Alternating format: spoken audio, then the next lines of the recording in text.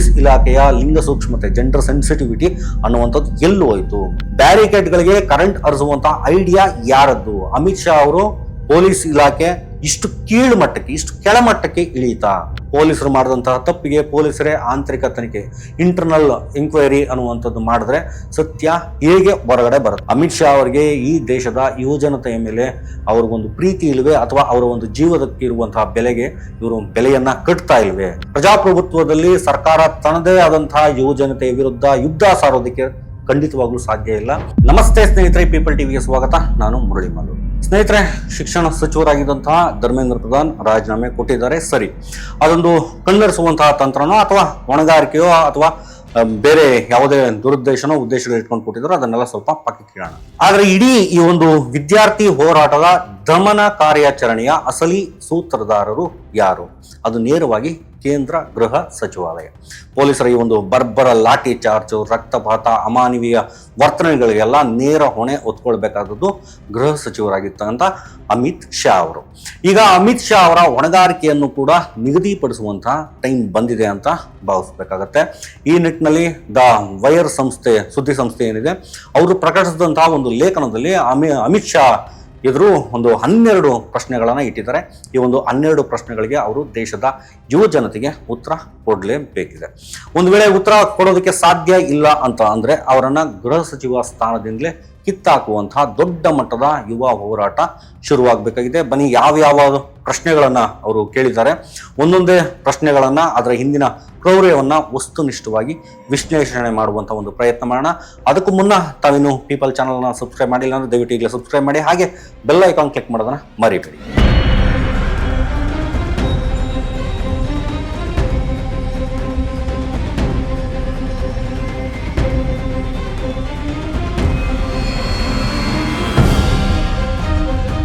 ಸ್ನೇಹಿತರೆ, ಪ್ರಶ್ನೆಯ ಒಂದು ಪ್ರತಿಭಟನಾಕಾರರನ್ನ ಚದುರಿಸೋದಕ್ಕೆ ವಾಟರ್ ಕೆನಾನ್ಗಳನ್ನ ಯಾಕೆ ಬಳಸಲಿಲ್ಲ? ನಮ್ಮ ದೇಶದ ಪೊಲೀಸ್ ಮ್ಯಾನ್ಯುಯಲ್ ಪ್ರಕಾರ ಯಾವುದೇ ಗುಂಪು ನಿಯಂತ್ರಣಕ್ಕೆ, ಕ್ರೌಡ್ ಕಂಟ್ರೋಲ್ ಮಾಡೋದಕ್ಕೆ ಒಂದು ಹಂತವಾಗಿ ಪ್ರೋಟೋಕಾಲ್ ಅನ್ನುವಂಥದ್ದು ಇರುತ್ತೆ. ಇದನ್ನ ಗ್ರೇಡೆಡ್ ರೆಸ್ಪಾನ್ಸ್ ಅಂತ ಕರೀತಾರೆ. ಮೊದಲಿಗೆ ಮೈಕ್ನಲ್ಲಿ ಎಚ್ಚರಿಕೆಯನ್ನ ಕೊಡಬೇಕು. ಅದಾದ್ಮೇಲೆ ಕಡಿಮೆ ಹಾನಿಕಾರಕ ವಿಧಾನಗಳೇನಿದಾವೆ, ಅದು ವಾಟರ್ ಕ್ಯಾನನ್ಗಳಾಗಿರ್ಬೋದು, ಇಂಥವುಗಳನ್ನ ಜಲಪಿರಂಗಿ ಅಂತ ಏನ್ ಕರಿತೀವಿ, ಅವುಗಳನ್ನ ಬಳಸಬೇಕು. ಅದಾದ್ಮೇಲೂ ಪರಿಸ್ಥಿತಿ ಏನಾದ್ರು ಕೈ ಮೀರಿದ್ರೆ ಮಾತ್ರನೇ ಮುಂದಿನ ಹಂತದ ಕ್ರಮ. ಬಟ್ ಇಲ್ಲಿ ದೆಹಲಿ ಪೊಲೀಸರು ವಾಟರ್ ಕ್ಯಾನನ್ ಅನ್ನ ಬಳಸುವಂತ ಕನಿಷ್ಠ ಸೌಜನ್ಯವನ್ನು ಕೂಡ ತೋರಿಸದೆ ನೇರವಾಗಿ ಯುವಕರ ಮೇಲೆ, ವಿದ್ಯಾರ್ಥಿಗಳ ಮೇಲೆ ಬಲ ಪ್ರಯೋಗಕ್ಕೆ ಇಳಿದಿದ್ರು. ಇದರ ಅರ್ಥ ಏನಪ್ಪಾ ಅಂದ್ರೆ, ಈ ಹೋರಾಟವನ್ನ ಶಾಂತಿಯುತವಾಗಿ ನಿರ್ವಹಿಸುವಂತಹ ಉದ್ದೇಶ ಸರ್ಕಾರಕ್ಕೆ ಇರಲೇ ಇಲ್ಲ ಅನ್ನುವಂಥದ್ದು. ಬದಲಾಗಿ ತಕ್ಷಣನೇ ಹಿಂಸೆಯನ್ನ ಪ್ರಚೋದಿಸಿ ವಿದ್ಯಾರ್ಥಿಗಳಲ್ಲಿ ಭಯ ಹುಟ್ಟಿಸುವಂತಹ ಒಂದು ಸ್ಪಷ್ಟ ಅಜೆಂಡಾ ಇತ್ತು ಅನ್ನುವಂಥದ್ದು ಇದರಿಂದ ಸಾಬೀತಾಗಲ್ವಾ? ಮತ್ತೊಂದು ಪ್ರಶ್ನೆ, ಎರಡನೇ ಪ್ರಶ್ನೆ, ಮಳೆ ಅಥವಾ ಕೀಲು ಅಳವಡಿಸಿದಂತಹ ಲಾಠಿಗಳನ್ನ ಯಾಕೆ ಬಳಸಲಾಯಿತು? ನಿಜಕ್ಕೂ ಕೂಡ ಇದು ಬೆಚ್ಚಿ ಬೀಳಿಸುವಂಥದ್ದು. ಕೆಲವು ವಿಡಿಯೋಗಳು, ಗ್ರೌಂಡ್ ರಿಪೋರ್ಟ್ಗಳಲ್ಲಿ ದೆಹಲಿ ಪೊಲೀಸರು ಹಿಡಿದಿದ್ದಂತಹ ಲಾಠಿಗಳಿಗೆ ಮಳೆಗಳನ್ನ ಅಳವಡಿಸಿರುವಂಥದ್ದು, ಮಳೆಗಳನ್ನ ಹೊಡೆದಿರುವಂಥದ್ದು ಸ್ಪಷ್ಟವಾಗಿ ದಾಖಲಾಗಿದೆ. ಆಲ್ಟ್ ನ್ಯೂಸ್ ಸೇರಿದಂತೆ ಹಲವು ಫ್ಯಾಕ್ಟ್ ಚೆಕ್ ಮಾಧ್ಯಮಗಳು ಇದರ ದೃಢೀಕರಣವನ್ನು ಕೂಡ ಮಾಡಿದವೆ. ಇವರು ಬಳಸಿದ್ದಾರೆ ಅಂತ ಹೇಳ್ತವೆ. ಲಾಠಿ ಅನ್ನುವಂಥದ್ದು ಜನರನ್ನ ಚದುರಿಸೋಕೆ ಇರುವಂತಹ ಒಂದು ಸಾಮಾನ್ಯ ನಿಯಂತ್ರಣ ಸಾಧನ ಅಷ್ಟೇನೆ ಅದು. ಆದ್ರೆ ಅದಕ್ಕೆ ಮಳೆ ಹೊಡೆದ್ರೆ ಅದು ನೇರವಾಗಿ ಒಂದು ಮಾರಕ ಆಯುಧವಾಗಿ ಬದಲಾಗುತ್ತೆ. ಇಂತಹ ಒಂದು ಮಾರಣಾಂತಿಕ ಆಯುಧಗಳನ್ನ ಮಹಿಳೆಯರು ಮತ್ತೆ ವಿದ್ಯಾರ್ಥಿಗಳ ಮೇಲೆ ಬಳಸೋದಕ್ಕೆ ಅನುಮತಿಯನ್ನ ಕೊಟ್ಟಂತವರು ಯಾರು? ಇದು ಕೇವಲ ಪೊಲೀಸ್ ಮಾರ್ಗಸೂಚಿಗಳ ಉಲ್ಲಂಘನೆ ಮಾತ್ರ ಅಲ್ಲದೆ ಅಪ್ಪಟ ಮಾನವ ಹಕ್ಕುಗಳ ಉಲ್ಲಂಘನೆ ಕೂಡ. ಗೃಹ ಸಚಿವಾಲಯ ಅದು ಒಪ್ಪಿಗೆ ಇಲ್ಲದೆ ಇಂತಹ ಮಾರಕ ಆಯುಧಗಳನ್ನ ರಸ್ತೆಗೆ ಇಳಿಸೋದಕ್ಕೆ ಸಾಧ್ಯನಾ? ಮತ್ತೆ ಪ್ರಶ್ನೆ 3, ರಾಷ್ಟ್ರ ರಾಜಧಾನಿಯಲ್ಲಿ ಪೆಲೆಟ್ ಗನ್ ಬಳಕೆಗೆ ಆದೇಶ ನೀಡಿದಂತವ್ರು ಯಾರು? ಕಾಶ್ಮೀರದಂತಹ ಸೂಕ್ಷ್ಮ ಪ್ರದೇಶಗಳಲ್ಲಿ ಉಗ್ರರ ವಿರುದ್ಧ ಬಳಸುವಂತಹ ಪೆಲೆಟ್ ಗನ್ಗಳನ್ನ ದೇಶದ ರಾಜಧಾನಿಯಲ್ಲಿ ತಮ್ಮ ಹಕ್ಕು ಕೇಳ್ತಾ ಇರುವಂತಹ ವಿದ್ಯಾರ್ಥಿಗಳ ಮೇಲೆ ಬಳಸಲಾಯಿತು.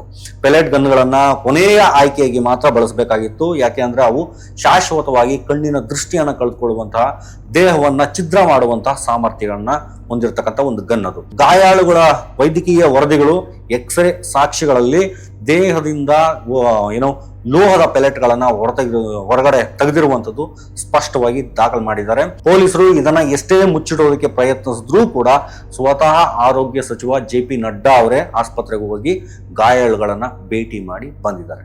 ಗೃಹ ಸಚಿವಾಲಯದ ಅಧೀನದಲ್ಲಿರುವಂತಹ RAF ರ್ಯಾಪಿಡ್ ಆಕ್ಷನ್ ಫೋರ್ಸ್ ಏನಿದೆ ಅದು ದೆಹಲಿಯ ಬೀದಿಗಳಲ್ಲಿ ಪೆಲೆಟ್ ಗನ್ ಅನ್ನ ಬಳಸಿದೆ ಅಂತಂದ್ರೆ ಅದಕ್ಕೆ ಅನುಮೋದನೆ ಕೊಟ್ಟಂತವರು ಯಾರು ಅನ್ನುವಂಥದ್ದು ಪ್ರಶ್ನೆ.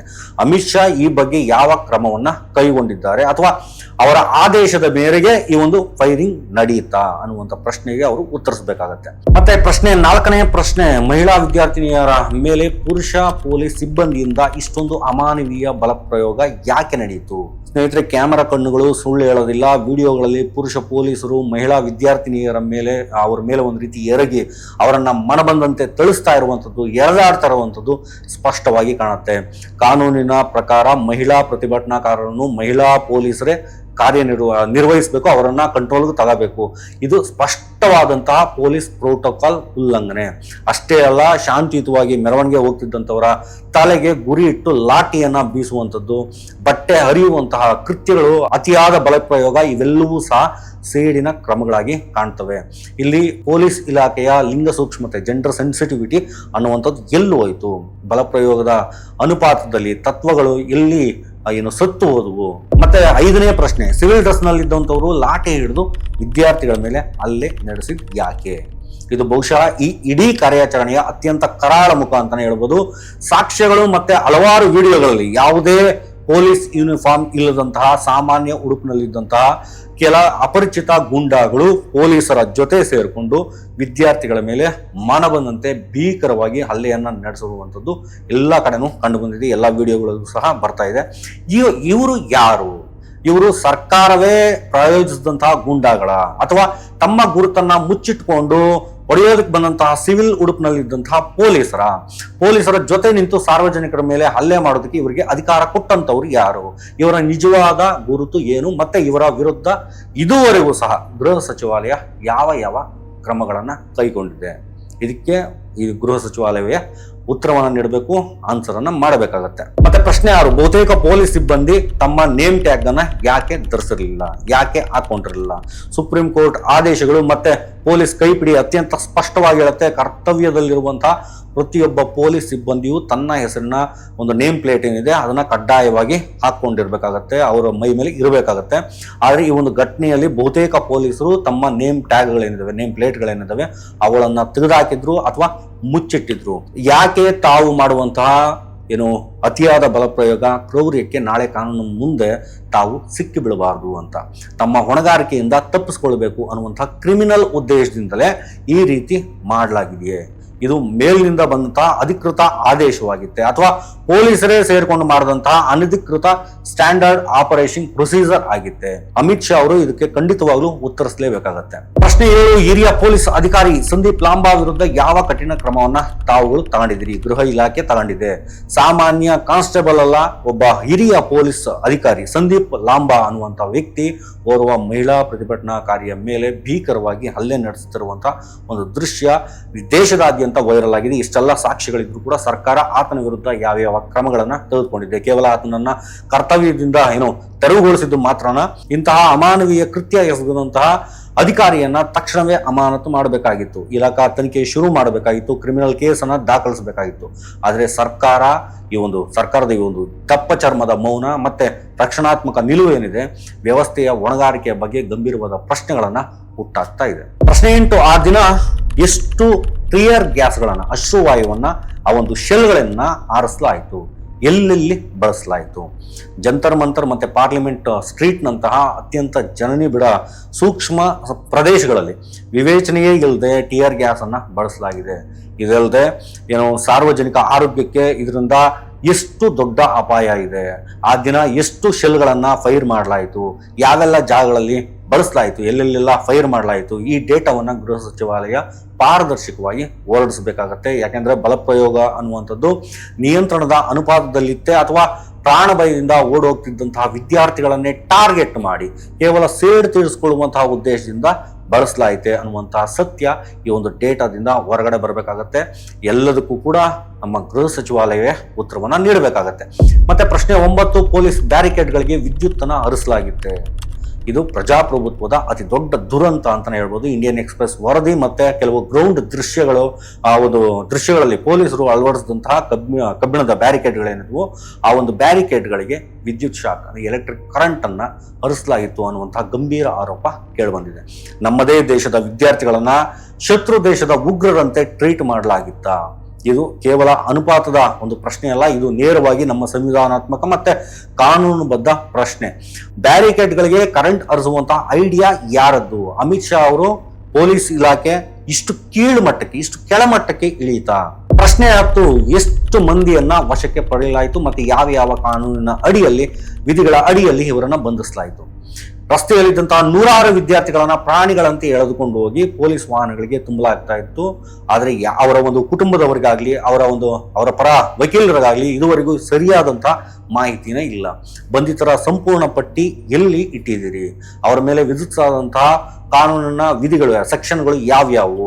ಅವರನ್ನ ದೆಹಲಿಯ ಯಾವ ಸ್ಟೇಷನ್ಗಳಲ್ಲಿ ಅಥವಾ ಅಜ್ಞಾತ ಸ್ಥಳಗಳಲ್ಲಿ ಇರಿಸಲಾಗಿದೆ? ಈ ಒಂದು ವಿವರಗಳನ್ನ ತಕ್ಷಣವೇ ಬಹಿರಂಗಪಡಿಸಬೇಕು. ಯಾವುದೇ ರೀತಿಯ ಮಾಹಿತಿ ನೀಡದೆ ಮನಬಂದಂತೆ ವಶಕ್ಕೆ ಪಡೆಯುವಂಥದ್ದಾಗಲಿ, ಅಕ್ರಮ ಬಂಧನದಲ್ಲಿ ಇಡುವಂಥದ್ದಾಗಲಿ ನೇರವಾಗಿ ಸಂವಿಧಾನದ ಆರ್ಟಿಕಲ್ 21ರ ಮೂಲಭೂತ ಹಕ್ಕುಗಳ ಸ್ಪಷ್ಟ ಉಲ್ಲಂಘನೆ. ಇದಕ್ಕೂ ಸಹ ಇದೇ ಗೃಹ ಇಲಾಖೆಗೆ ಉತ್ತರವನ್ನ ನೀಡಬೇಕಾಗತ್ತೆ. ಮತ್ತೆ ಪ್ರಶ್ನೆ 11, ಈ ಒಂದು ಪ್ರಶ್ನೆಗಳ ಕುರಿತು ನ್ಯಾಯಾಂಗ ಅಥವಾ ಮ್ಯಾಜಿಸ್ಟ್ರೇಟ್ ತನಿಖೆಗೆ ಆದೇಶವನ್ನ ಮಾಡಲಾಗಿದೆಯೇ? ವಿದ್ಯಾರ್ಥಿಗಳ ತಲೆಯ ಮೂಳೆ ಮುರಿತ ಮತ್ತೆ ಪೆಲೆಟ್ ಗನ್ಗಳ ಒಂದು ಗಾಯಗಳು, ಮಹಿಳೆಯರ ಮೇಲಿನ ಹಲ್ಲೆ, ಇಷ್ಟೆಲ್ಲ ವ್ಯಾಪಕ ಗಾಯಗಳನ್ನ ನೋಡಿದಂತಹ ಮೇಲೂ ಕೂಡ ಇದರ ಬಗ್ಗೆ ಒಂದು ಸ್ವತಂತ್ರ ಮತ್ತೆ ನಿಗದಿತ ಅವಧಿಯ ತನಿಖೆ ಆಗಬೇಕು ಬೇಡವೋ? ಪೊಲೀಸರು ಮಾಡಿದಂತಹ ತಪ್ಪಿಗೆ ಪೊಲೀಸರೇ ಆಂತರಿಕ ತನಿಖೆ, ಇಂಟರ್ನಲ್ ಎಂಕ್ವೈರಿ ಅನ್ನುವಂಥದ್ದು ಮಾಡಿದ್ರೆ ಸತ್ಯ ಹೇಗೆ ಹೊರಗಡೆ ಬರುತ್ತೆ? ಖಂಡಿತವಾಗ್ಲೂ ಬರೋದಿಲ್ಲ. ಆದ್ರಿಂದಲೇ ಮ್ಯಾಜಿಸ್ಟ್ರೇಟ್ ಅಥವಾ ನ್ಯಾಯಾಂಗ ತನಿಖೆ ಅನ್ನುವಂಥದ್ದು ಆಗಬೇಕಾಗತ್ತೆ.